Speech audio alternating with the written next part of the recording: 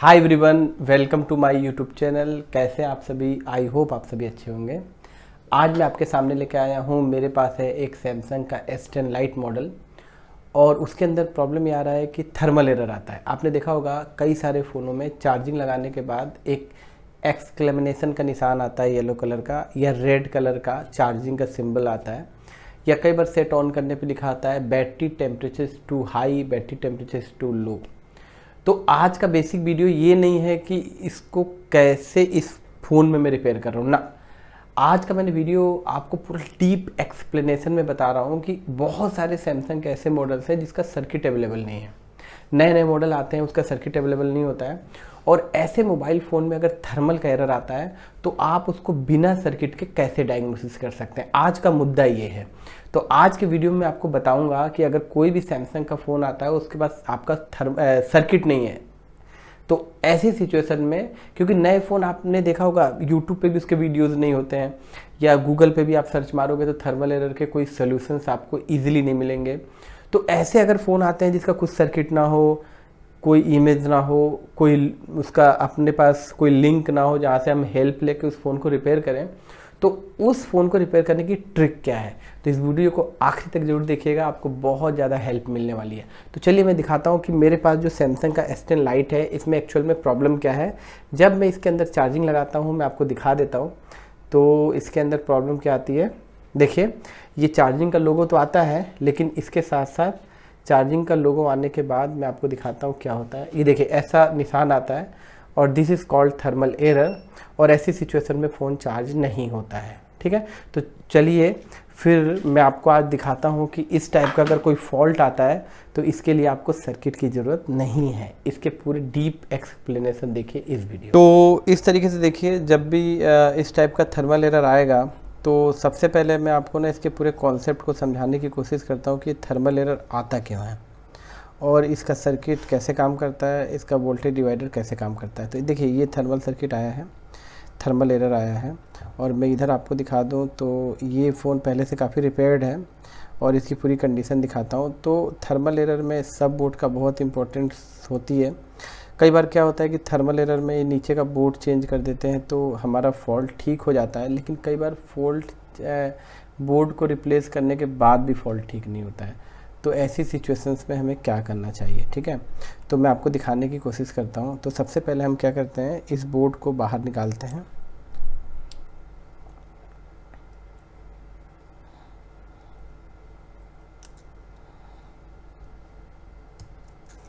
तो आप देख सकते हैं कि इस बोर्ड को मैं पहले यहाँ से बाहर निकाल लेता हूँ, ठीक है, फिर मैं आपको पूरा समझाने की कोशिश करता हूँ कि थर्मल एरर कैसे इसको सही करना है। अब मैं आपको माइक्रोस्कोप में दिखाने की कोशिश करता हूँ। तो ये आप देख सकते हैं कि ये इस मॉडल का सब बोर्ड है, और इस सब बोर्ड को अगर देखा जाए तो यहाँ पे जैक पहले से रिप्लेस किया गया है, और यहाँ पे कुछ आईसीज़ हैं, कुछ कंपोनेंट यहाँ पे निकले हुए हैं, आप देख सकते हो। यहाँ पे कुछ रिपेयरिंग की गई है, ये एक जंपर भी दिख रहा है, और यहाँ पे भी कुछ रिपेयर्ड हुआ है। तो देखिए, सबसे पहले अगर कोई भी थर्मल एरर आता है तो बेसिकली सभी कोई एक बार सब बोर्ड चेंज करने से काफ़ी टाइम प्रॉब्लम ठीक हो जाती है। लेकिन अगर सब बोर्ड को चेंज करने के बाद भी समस्या का समाधान नहीं होता है तो इसके लिए हमें क्या करना चाहिए और थर्मल एरर क्यों आता है इसके बारे में स्टडी करते हैं। इसके लिए मैंने ना आपके लिए एक यहाँ पे मैंने एक ब्लॉक एक बनाया हुआ है ऑल सैमसंग थर्मल सर्किट का, और इसी ग्राफ के थ्रू मैं आपको समझाने की कोशिश करूँगा कि ये जो थर्मल एरर आता क्यों है और उसका सोल्यूशन क्या है। तो यहाँ पे आप देख सकते हैं कि जो थर्मल एरर है क्यों आता है। देखिए, सबसे पहली बात यह है कि जितने भी हमारे फ़ोन में सब बोर्ड होते हैं, ये आपका है सब बोर्ड है, मैं आपको दिखा दूं पहले। ये जो है आपके फ़ोन का सब बोर्ड है, ठीक है, और ये जो मैंने बना रखा है ये मेन मदरबोर्ड है, ठीक है। ये आपका सीपीयू हो गया, ये आपकी पावर आईसी हो गई, ठीक है। तो जितने भी हमारे सब बोर्ड होते हैं उसमें दो रजिस्टर्स आपको देखने को मिलेगी। यहाँ पे आप देख सकते हो ये वाली जो रजिस्टर है इसको मैंने R1 से इंडिकेट किया है, और जो नीचे वाली रजिस्टर है उसको मैंने R2 से इंडिकेट किया है। आप देख सकते हो R2 है और ये R1 है, ठीक है। और जो दोनों रजिस्टेंस है अगर आप ध्यान से देखो तो मैंने इसको भी 100 किलो ओम दिखाया है और इसको भी 100 के की दिखाया है। तो सबसे मेन कॉन्सेप्ट ये होता है कि जिस फ़ोन में भी थर्मल एरर आता है, ज़्यादातर सैमसंग क्या करता है कि उसका जो सब बोर्ड होता है, सब बोर्ड यानी जो अभी बोर्ड मैंने आपको दिखाया, ये जो सब बोर्ड होता है इसमें 2 रेजिस्टेंस लगाता है, एक लगाता है R1 और एक लगाता है R2। लेकिन ऐसा भी हो सकता है कि R2 यहाँ लगी हो और R1 मेन बोर्ड में लगी हो। लेकिन ज़्यादातर जितने भी नए फ़ोन होते हैं ना, उसके अंदर सैमसंग क्या करता है कि एक R1 लगाता है और एक R2। इसकी लोकेशन कहीं भी हो सकती है। कहीं का मतलब ये है कि ये बोर्ड में, सब बोर्ड में कहीं भी हो सकती है। ये हमें ढूंढना पड़ेगा कि R1 और R2 रेजिस्टेंस कहाँ लगी है। ये मैं आपको आज ढूंढने का तरीका बताने वाला हूँ बिना सर्किट के, ठीक है। अब क्या होता है कि ये जो R1 R2 ये जो रजिस्टर लगी है तो R2 थर्मल रजिस्टर होती है। आपको पता होगा थर्मल रजिस्टर NTC लगती है सब बोर्ड में, और एक R1 नॉर्मल रजिस्टर कंपनी लगाती है, और इन दोनों रजिस्टर को सब बोर्ड में लगाती है। जो R2 रेजिस्टेंस मैंने लिखा है थर्मल, इसका जो नेचर होता है कि अगर किसी रीज़न से चार्जर लगाने के बाद सब बोर्ड गर्म होगा या कोई भी हीट अप होता है सर्किट, तो वो अपनी वैल्यू को डिक्रीज़ करता है। जैसे आप यहाँ पे देखो 100 किलो ओम की रजिस्टर है, और अगर यहाँ पे कोई भी टेम्परेचर हाई होगा किसी रीजन से चार्जर लगाने के बाद, तो ये R2 अपनी वैल्यू को कम कर सकता है। जैसे 100 के का है, गर्म सर्किट हुआ 90, 80, 70, 60, 50 ऐसे करके कम कर सकता है। लेकिन जो नॉर्मल रजिस्टर ये R1 लगी है ना, ये वैल्यू को डिक्रीज़ नहीं करेगी, ये नॉर्मल है। तो यहाँ पे आप देखोगे तो R1 और R2 को मिला के एक वोल्टेज डिवाइडर सर्किट बना हुआ है, ठीक है। अब मैं इसके बारे में आपको थोड़ा सा समझा दूँ वोल्टेज डिवाइडर का। तो इसका कहानी ये है कि यहाँ पे देखो कंपनी क्या करती है, पावर आईसी से जैसे आप फ़ोन में चार्जर लगाते हो या सेट को ऑन करते हो, इन दोनों कंडीशंस में पावर आईसी से एक 1.8 वोल्ट की सप्लाई आउट होती है। ये बहुत कॉमन वोल्टेज होती है जो पूरे बोर्ड में डिस्ट्रीब्यूट होती है। तो यहाँ से पावर आईसी से यहाँ से 1.8 वोल्ट की सप्लाई उतरती है पत्ते के थ्रू। ये B2B कनेक्टर है, मेन बोर्ड को सब बोर्ड से जो जोड़ता है। तो यहाँ से 1.8 वोल्ट की सप्लाई उतर के और यहाँ पे R1 को मिलती है। मैंने इसको बोला है R1। जो रजिस्टर सीरीज़ में होती है पुल अप, वो R1 बोलेंगे, और जो रजिस्टर ग्राउंड से अटैच है इसको हम R2 बोलेंगे। तो यहाँ से पावर आईसी से 1.8 वोल्ट की सप्लाई उतर के और इस रजिस्टर के एक सिरे पे आती है। तो यहाँ पे जब आप चेक करोगे तो 1.8 मिलेगा। इस रजिस्टर का जो दूसरा सिरा है ये और थर्मल रजिस्टर का एक सिरा आपस में यहाँ पे देखो ज्वाइंट है, दोनों का एक एक सिरा यहाँ पे ज्वाइंट है, और थर्मल का एक सिरा ग्राउंड कर दिया इन्होंने।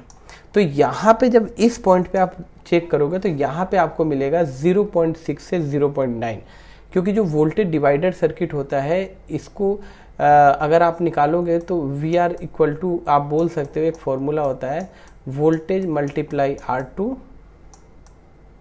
ऑब्लिक R1 प्लस R2, ठीक है। तो आप देख सकते हो कि यहाँ पे वोल्टेज कितनी आ रही है 1.8, तो यहाँ पे मैं लिख देता हूँ 1.8 और मल्टीप्लाई हम करेंगे R2। तो R2 की वैल्यू 100 किलो ओम है, देखो आप मैंने लिखा है तो यहाँ पे लिख देंगे 100, ठीक। ऑब्लिक कर लो, R1 की वैल्यू भी देखो 100 है, तो यहाँ पे लिख लो 100 प्लस R2 की वैल्यू भी 100 है। तो जब हम इसको कैलकुलेट करेंगे तो यहाँ पे आप पाएंगे कि 0.9 का आउटपुट निकलना चाहिए। मतलब ये फॉर्मूले से आप निकाल सकते हो कि अगर हम 1.8 वोल्ट की सप्लाई R1 को देते हैं और R2 ग्राउंड में लगी है, तो इसका जो आउटपुट है दोनों रेजिस्टेंस से डिवाइडर होकर निकलेगा वो होगा 0.6 से 0.9। तो यहाँ पे 0.6 से 0.9 की वोल्टेज मिलती है, और यही वोल्टेज यहाँ से मिल के और इसी पत्ते के थ्रू होके और ये चली जाती है CPU को। तो इसका जो एक एवरेज जो वोल्टेज होता है 0.6 से 0.9 होता है, ठीक है। अगर 0.6 से कम आई या 0.9 से ज़्यादा आई तो CPU एबनॉर्मलिटीज़ के रूप में इसको सेंस करेगा। मतलब इसको एक मान निश्चित किया गया है कि 0.6 से 0.9 के बीच में आती है तो CPU ये समझेगा कि सब बोर्ड में जो थर्मल सर्किट लगा है ये सही तरीके से काम कर रहा है, और ऐसी सिचुएशन में कोई भी एरर नहीं देगा CPU। लेकिन अगर ये आउटपुट वोल्टेज 0.6 से 0.9 के से ज़्यादा या 0.6 से कम या वोल्टेज 0 हो जाती है, तो ऐसी सिचुएशन में CPU समझेगा समथिंग इज रॉन्ग, मतलब सब बोर्ड में कुछ ना कुछ गड़बड़ है। और ऐसी सिचुएशन में आपके फ़ोन में चार्जर लगाते ही एक एरर आएगा, थर्मल एरर, और आपके फ़ोन में चार्जिंग स्टॉप हो जाएगी। तो यहाँ पे आप समझ गए होंगे कि अगर किसी फ़ोन में थर्मल एरर आता है तो CPU तक जाने वाली वोल्टेज कहीं ना कहीं मिस हो रही है, या जो इसका सही वैल्यू है वो नहीं पहुंच पा रही है। हो सकता है कि आपके फ़ोन का पत्ता ख़राब हो गया हो, मतलब R1 भी ठीक हो, R2 भी ठीक हो, ये पत्ता कट गया हो, इससे ये वोल्टेज CPU तक ना पहुंच पा रही हो, ऐसा भी हो सकता है। या हो सकता है कि ये जो 1.8 वोल्ट है अगर नीचे तक ना पहुंच पा रही हो तो फिर आउटपुट 0 हो जाएगा, तब भी थर्मल एरर आएगा। या हो सकता है कि R1 और R2 में कोई एक रजिस्टर खराब हो गई हो, तब भी आउटपुट सही नहीं निकलेगी, तब भी थर्मल एरर आएगा। और हो सकता है कि CPU के अंदर कोई इसका जो सेंसिंग मैकेनिज्म सर्किट है उसमें कोई फॉल्ट आ गया हो, तब भी आपका थर्मल एरर आएगा। तो इस तरीके से आपने देखा कि थर्मल एरर आने के बहुत सारे रीज़न हो सकते हैं। तो देखिए, सबसे पहले अगर किसी भी फ़ोन में थर्मल एरर आता है तो बेसिकली टेक्नीशियन सब बोर्ड चेंज करते हैं, और सब बोर्ड चेंज करने से अगर थर्मल एरर ठीक हो गया तो आप समझ जाना कि या तो R1 ख़राब थी या R2 ख़राब थी, और आपने सब बोर्ड चेंज कर दिया, दोनों रिप्लेस हो गया और आपका फ़ोन ठीक हो गया। लेकिन आप सबको पता होगा कि सब बोर्ड चेंज करना सोल्यूशन नहीं है, क्योंकि अगर आपने सब बोर्ड चेंज कर दिया तो नेटवर्क के इशूज़ आते हैं, A50 में तो सेट डेड ही हो जाता है, तो बहुत सारे इशूज़ आते हैं। तो आप सब बोर्ड कभी नहीं चेंज करना अपन को, ठीक है। लेकिन आपको आज पता चल गया होगा कि क्यों सब बोर्ड चेंज करने से फॉल्ट ठीक हो जाता है। हो सकता है आपका केबल भी ख़राब हो गई हो, क्योंकि अगर पत्ता ख़राब हो गया जो यहाँ से इस बोर्ड को इस बोर्ड से जोड़ता है, तो भी उस कंडीशन में थर्मल एरर आ सकता है, क्योंकि यहाँ पे 2 लाइन इनपुट आउटपुट होती है, ठीक है। इसके अलावा CPU में भी फॉल्ट आ सकता है। तो अपन सबसे पहले सब बोर्ड और पत्ते को चेंज करके देख लो। अगर सब बोर्ड और पत्ते को चेंज करने से थर्मल एरर ठीक हो जाता है तो समझ लेना कि क्या फॉल्ट है आपके सामने है। लेकिन अगर मान लो दोनों को चेंज करने के बाद भी प्रॉब्लम सेम है तो क्या करेंगे? या हो सकता है आपके पास पत्ता ना हो सकता है आपके पास सब बोर्ड ना हो, तो हम क्या करेंगे? तो इसका सॉल्यूशन मैं आपको बताने की कोशिश करता हूँ। देखिए कैसे इसको रिपेयर करना है। देखिए, इसको रिपेयर करने के लिए आपको पहला काम क्या करना है, आपके पास एक ऐसी टेक्निक होनी चाहिए जिससे ना आप R1 R2 को इस बोर्ड में ढूंढो। पहले तो आपको ये समझना है कि इस बोर्ड में आप अंदाज पे ढूंढो कि R1 और R2 कहाँ लगे हैं, ठीक है। अगर इन दोनों रेजिस्टेंस को आप इस बोर्ड में ढूंढने में कामयाब हो जाते हो तो समझ लो कि आपका काम हो गया, ठीक है। आपको ये फॉल्ट रिपेयर करना बहुत आसान आपके लिए हो जाएगा। तो मैं आपको एक छोटा सा बेसिक कॉन्सेप्ट बताता हूँ कि यहाँ देखिए, अगर हम R1 R2 ढूंढ लेते हैं तो मान लो R1 हमने ढूंढ लिया, तो अपन को चार्जर लगा के और R1 के इस सिरे पे चेक करना है 1.8 वोल्ट, ठीक है। अगर इस सिरे पे 1.8 वोल्टेज आ गई तो मतलब पावर IC से आने वाली वोल्टेज यहाँ पे मिल रही है, ठीक है। अगर यहाँ पे 1.8 नहीं आई तो समझ लेना या तो आपका पत्ता खराब हो गया है ऊपर से नीचे वाला, या किसी रीजन से ये वोल्टेज यहाँ पे नहीं पहुँच पा रही है, तो आउटपुट 0 हो जाएगा। तो यहाँ पे अपन को पहुँचाना ज़रूरी है। ये कॉन्सेप्ट आपका क्लियर होना चाहिए। अब देखिए, अब इसके बाद अगर 1.8 अगर यहाँ पे नहीं आए तो हमको पहुँचाना पड़ेगा। अगर मान लो आ गए तो ठीक है, फिर आप आउटपुट चेक कर लो। या तो आप इस रेजिस्टेंस की इस पिन पे चेक करो या इस रेजिस्टेंस की इस पिन पे, तो दोनों में, क्योंकि दोनों तो जुड़ी होगी आपस में, ये आउटपुट आपका 0.6 से 0.9 निकलना चाहिए। अगर ये नहीं निकला, जैसे मान लो निकला 0.4, 0.3 या 0.2 या 0 निकला, तो पक्का या तो ये रजिस्टर खराब है या ये रजिस्टर खराब है। तो हम 1 बाय 1 चेंज करके देखेंगे। आउटपुट 0.7 से 0.6 से 0.9 होना कंपलसरी है, ठीक है। तो ये सब चीज़ें अपन को चेक करना जरूरी है। इसी में कहीं ना कहीं आपको फॉल्ट मिल जाएगा। या हो सकता है कि यहाँ पे 0.6 से 0.9 मिल रहा हो और ये ऊपर तक CPU तक ना जा रहा हो, ये भी हो सकता है। तो चलो इस फ़ोन में अपन हर वो एक चीज़ चेक करेंगे जो हमें चेक करनी चाहिए। अच्छा, एक चीज़ और बता दूँ आपको, अगर आपको R1 और R2 ढूंढना है, ठीक है, तो इसका सबसे आसान तरीका क्या है? देखो, जो थर्मल रजिस्टर होती है हाइट में ऊंची होती है, आप सबको पता है, और जो नॉर्मल रजिस्टर होता है वो हाइट में थोड़ी सी चपटी होती है, आप सबको पता है, चपटी होती है, शाइनिंग बॉडी होती है। तो जहाँ भी थर्मल लगी होगी उसका एक सिरा ग्राउंड से अटैच होगा, ठीक, और जहाँ नॉर्मल होगी उसका एक सिरा और थर्मल का एक सिरा आपस में ज्वाइंट होगा। बस यही पहचान है, आपको मिल गया वोल्टेज डिवाइडर सर्किट। तो अपन को बड़ा केयरफुली इसको चेक करना होगा, तो आप आसानी से इसको रिपेयर कर सकते हो। तो चलिए मैं आपको बोर्ड में दिखाने की कोशिश करता हूँ। तो ये आपका बोर्ड है, अपन ढूंढेंगे इसको। देखो इस फॉल्ट को ऑलरेडी मैंने डायग्नोसिस कर लिया है, बस आपकी नॉलेज के लिए, आपको अच्छा नॉलेज मिले, जो भी बेसिक बच्चे हैं उनको अच्छा जानने को मिले, इसीलिए मैंने ये वीडियो को शूट किया है। तो देखिए मैं आपको बताने की कोशिश करता हूँ। तो जैसे सपोज़ करो थर्मल रजिस्टर या नॉर्मल पता कहाँ होती है ज़्यादातर, मतलब मैं बता रहा हूँ कहाँ लगी होती है। ये देखो ये जो सब बोर्ड है ना, ये आप जो देख रहे हो इसी के आसपास कई बार लगी होती है, ये जो कनेक्टर के आसपास लगी होती है। तो देखो ये जो रजिस्टर है ये तो नॉर्मल रजिस्टर है, आप सब जानते हो, काली वाली नॉर्मल होती है और थोड़ी ऊंची सी होती है ना, ये इस टाइप का थर्मल होता है, ठीक है। लेकिन थर्मल का देखो पहचान क्या है कि इसका एक सिरा हमेशा क्या होगा, ग्राउंड होगा, है ना। तो देखो यहाँ पे मैं अभी आपको बताता हूँ, देखो यहाँ पे आप अच्छे से देखो ये भी हो सकता है, मैं आपको दिखाता हूँ, 1 मिनट रुको। देखो ऐसा भी हो सकता है, देखो ये जो देख रहे हो ये नॉर्मल रजिस्टर है, लेकिन ये देखो ऊंचा वाला ना ये थर्मल है, और ये क्वाइल भी हो सकती है, लेकिन थर्मल की पहचान होगा एक सिरा ग्राउंड होगा। तो ऐसे ऐसे पेयर में होंगे, तो इसी से पता चलता है, ठीक है। अब मैं बोर्ड पलटता हूँ, तो मैं बताता हूँ आपको, जब मैंने इसको डायग्नोसिस किया तो मुझे थर्मल और R1 ये मिले। देखो ये R1 है और ये थर्मल है, ठीक है। और इसके बीच में ना कैपेसिटर लगा होता है फिल्टर के लिए, तो इसको हटा भी दो तो कोई दिक्कत नहीं है। तो अब आपके मन में क्वेश्चन आता होगा कि मैंने तो ढूंढ लिया, आप कैसे ढूंढोगे और आपको कैसे पता चलेगा? तो मैं आपको बताता हूँ। देखो मुश्किल से इस बोर्ड में 50 कंपोनेंट होंगे और इसको ढूंढना बहुत आसान है। अब मैं आपको बताता हूँ कैसे मैंने ढूंढा। ये मल्टीमीटर है और इस मल्टीमीटर को मैं कर रहा हूँ बीप मोड पे, थोड़ा ध्यान दीजिएगा, ठीक है। देखिए मैं इसको करता हूँ बीप, ठीक है, बीप ऑन है। अब थोड़ा देखो, मैंने अभी आपको थोड़ी देर पहले बताया था कि इसका जो एक पिन ग्राउंड लगा लिया मैंने मल्टीमीटर की, देखना जो थर्मल रेजिस्टेंस है एक सिरा इसका ग्राउंड होगा। देखो ये देखो एक सिरा इसका ग्राउंड है, तो ये कंफर्म हो गया कि थर्मल है। अब देखो थर्मल की पहचान क्या है, देखो ये ना साइज में ऊंचा होगा, देखो यहाँ पे, ठीक है, और रेजिस्टेंस साइज में चपटी होगी, ये इसकी पहचान होती है।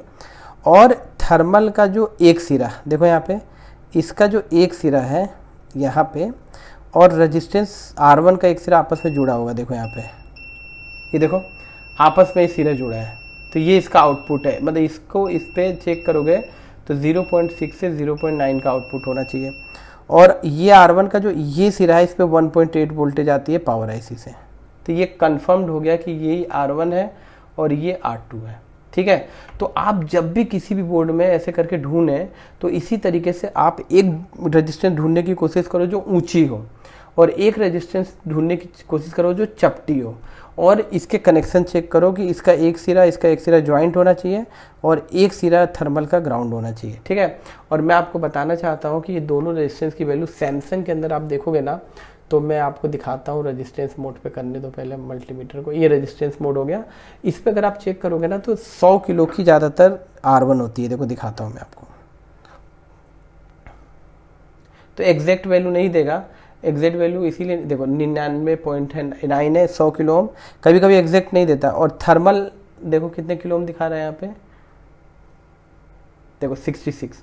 तो थर्मल तो हमेशा कम ही दिखाता है, आपको तो पता ही होगा, अकॉर्डिंग टू टेम्परेचर वो कम ज़्यादा दिखाता है। तो अब देखो यहाँ पे ये दोनों तो अपन को मिल गई, ठीक है। अब देखो ध्यान से, अगर ये दोनों अपन को मिल गई तो अपन को क्या ध्यान रखना है, अब मैं इस बोर्ड को लगाऊंगा पीसीबी में और मैं चेक करूंगा सेट ऑन करके कि इस पॉइंट पे 1.8 चाहिए मेरे को, इस पॉइंट पे, ठीक है। अगर इस पॉइंट पे 1.8 आ गए तो मतलब पावर आईसी से आने वाली वोल्टेज ठीक है। और इसका जो दूसरा सिरा है ये और ये जुड़ा हुआ है, इस पे आने चाहिए या इस पे 0.6 से 0.9। ये अगर यहाँ पे 0.6 से 0.9 आ गए तो इसका मतलब है मेरा वोल्टेज डिवाइडर काम कर रहा है, और ये वोल्टेज सीपीयू तक मैं चेक करूँगा पहुँच रही कि नहीं पहुँच रही। तो सबसे पहले मैं चेक करता हूँ यहाँ पे 1.8 और इन दोनों पिन पे 0.6 से 0.9, ठीक है। इसको अपन चेक करेंगे। तो कैसे चेक करेंगे, सिंपल है। देखो इसके लिए आप क्या करो, देखो ध्यान से, ये यहाँ पे पत्ते में बोर्ड को लगा लेते हैं, देखो ऐसे करके, ठीक है। आपको सेट ऑन करने की बिल्कुल ज़रूरत नहीं, ध्यान रखना, आपको सेट नहीं ऑन करना है, ठीक है। आपको सिर्फ सेट में चार्जर लगाना है, ये वोल्टेज चार्जर लगाती ही बन जाती है। ये लगा लिया और मैं क्या करता हूँ, इस पत्ते को ऐसे पलट लेता हूँ, क्योंकि पीछे साइड है ना R1 R2, ये देखो यहाँ पे है ना, तो मैं पत्ते को ऐसे करके पलट लिया, ठीक है। और पत्ते को पलट के मैं इसको ना टेप से थोड़ा सा ना चिपका देता हूँ ताकि पत्ता फिक्स रहे और आपको मैं अच्छे से दिखा सकूँ, ठीक है। तो मुझे उम्मीद है कि आपको अच्छा समझ में आ रहा होगा ये वीडियो, क्योंकि बहुत ज़रूरी होता है, कई बार हमारे पास सर्किट नहीं होता है तो हम कैसे डायग्नोसिस करेंगे, इसीलिए इस वीडियो को मैंने बनाया, ठीक है। तो ये यहाँ पे देखो, ठीक है, और इसको मैं एकदम फिक्स कर देता हूँ, थोड़ा सा पत्ते को हिले डुलेगा नहीं, ऐसे फिक्स कर दिया मैंने, ठीक है। ये मैंने फिक्स कर दिया, ठीक है।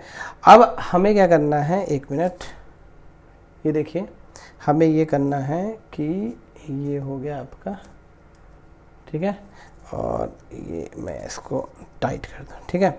और मैं देखो इस पॉइंट पे लगा देता हूँ चार्जर, थोड़ा ध्यान दीजिएगा, बस इसमें बस चार्जर लगाना है आपको, ठीक है। इसमें एलसीडी लगाने की ज़रूरत नहीं है। आपन देखो जैसे ही आप चार्जर लगाते हो ना तो आपका फ़ोन इनिशियल ऑन हो जाता है, ठीक है, मतलब ये 1.8 बन जाती है, आपको फ़ोन ऑन करने की ज़रूरत नहीं है। अब मैं मल्टीमीटर को DC 20 पे कर रहा हूँ और मैं आपको दिखाने की कोशिश करता हूँ। देखो ये यहाँ पे ना, ये देखो यहाँ पे मैं यहाँ पे चेक कर रहा हूँ, देखो 1.8 क्या आ रही है, देखो ध्यान से देखना है।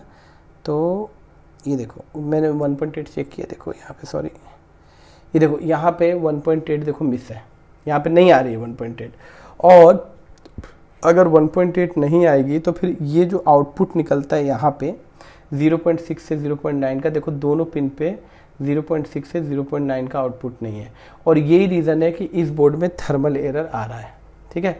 और मैं आपको बता दूँ, ये जो फ़ोन है, हमारे स्टूडेंट, महाराष्ट्र के एक स्टूडेंट है जो डबल डेकर सीखने आए हुए हैं हमारे इंस्टीट्यूट में, और उन्होंने ये पूरा बोर्ड भी चेंज करके देख लिया है, मेरे ऑनलाइन के स्टूडेंट हैं, और इन्होंने ट्रैक भी चेक किया था क्योंकि इसका सर्किट नहीं था तो उनको नहीं समझ में आ रहा था, तो वही फ़ोन लाए थे, तो उनका फ़ोन मैंने रिपेयर किया। तो मैंने सोचा कि ये एक्सपीरियंस आपके साथ भी शेयर करूं।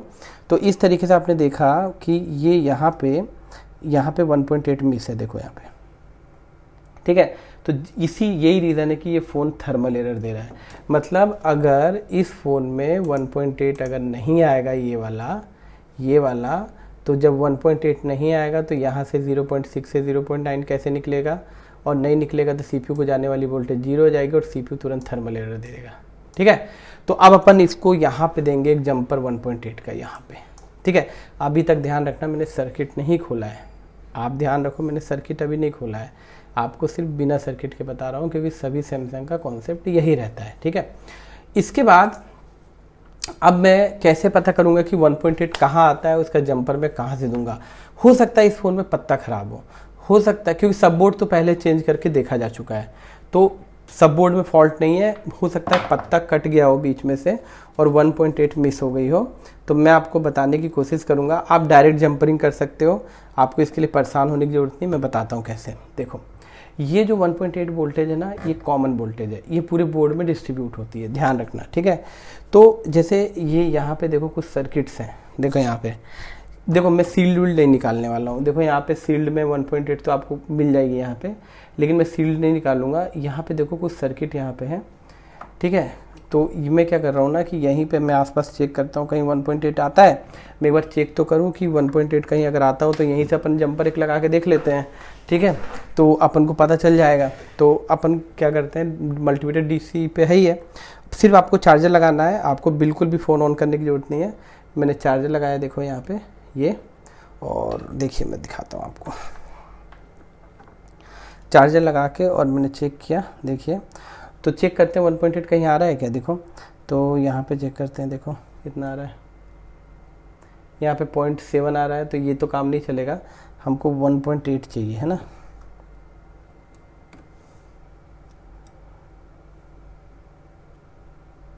देखते हैं कहीं 1.8 है, ये देखिए यहाँ पे देखिए यहाँ पे 1.8 आता है, देखो यहाँ पे, ठीक है। और यहाँ पे चेक करते हैं कितना आता है, ये 1.3 आता है, देखो एक 1.8 यहाँ पे आ रहा है, और भी देखते हैं कहाँ कहाँ 1.8 आता है, यहाँ नहीं आ रहा है, और यहाँ पे 1.2, मैं कोशिश कर रहा हूँ 1.8 देने की, तो सर्किट होता तो हम यहाँ से दे सकते थे 1.8। तो यहाँ पे देखते हैं, देखिए यहाँ पे भी 1.8 आता है। तो अपन एक काम करते हैं, यहाँ से एक जंपर उठाते हैं 1.8 का, ठीक है। यहाँ से एक जंपर उठा के और अपन देते हैं डायरेक्ट नीचे उस थर्मल सर्किट पे, और फिर देखते हैं क्या हमारा सर्किट ठीक होता है। तो देखिए मैं दे रहा हूँ, 1.8, ठीक है। तो इसके लिए अपन एक जंपर ले लेते हैं फटाफट और एक बार लगाते हैं।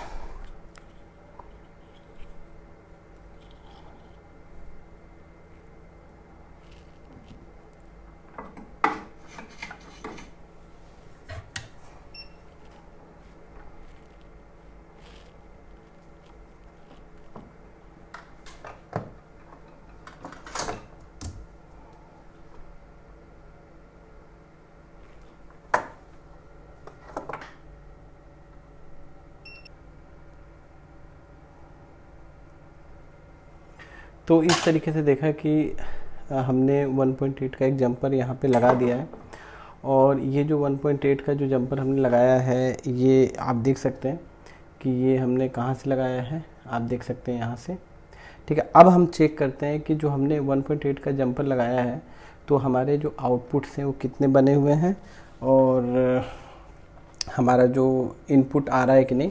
तो मैं आपको चेक करके दिखाने की कोशिश करता हूँ। देखिए, तो अपन यहाँ पे लगा देते हैं चार्जर। देखिए मैं यहाँ पे लगाता हूँ चार्जर।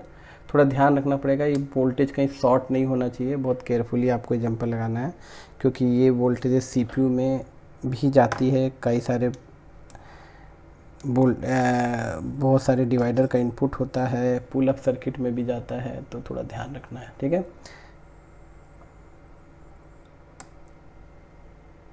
तो मैंने यहाँ पे लगा दिया है, देख सकते हैं आप।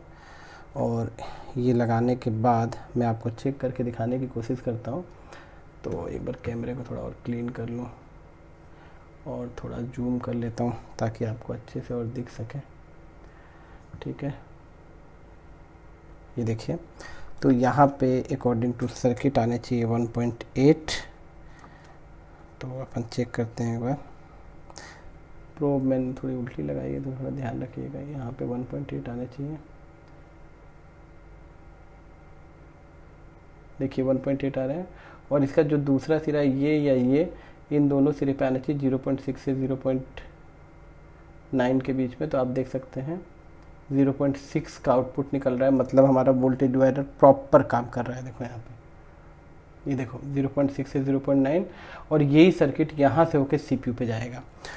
और अगर यहाँ पे 0.6 से 0.9 मिल गया तो इसका मतलब समझ लीजिएगा कि आपका वोल्टेज डिवाइडर काम कर रहा है, ठीक है। और ये सीपीयू तक पहुँचना चाहिए। तो अब इस जंपर को लगाने के बाद एक बार हम सर्किट को टेस्ट करके देखते हैं कि क्या हमारा सर्किट ठीक हुआ कि नहीं। आप देख सकते हो कि ये जंपर मैंने लगा दिया है, 1.8 का जंपर जो है, ये देखिए यहाँ से उठा के, ठीक है, और यहाँ से लाके हमने वोल्टेज डिवाइडर के R1 पे मार दिया है, ठीक है। अब मैं इस बोर्ड को टाइट करता हूँ सर्किट में और फिर अपन देखते हैं कि जो हमारा जो फॉल्ट था, क्योंकि वोल्टेज डिवाइडर तो हमारा काम कर गया है, ठीक है।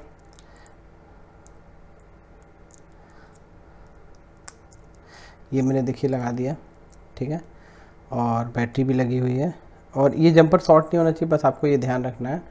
और अब हम चार्जर को लगा के देखते हैं और देखते हैं कि ये फॉल्ट हमारा ठीक होता है कि नहीं। तो अपन देखते हैं, ये लगाता हूँ मैं और देखते हैं ये फॉल्ट ठीक होता है कि नहीं। देखिए चार्जिंग का लोगो आया और चार्जिंग के लोगो आने के बाद देख सकते हैं कि ये जो हमारा जो फॉल्ट था ये ऑलमोस्ट ठीक हो चुका है।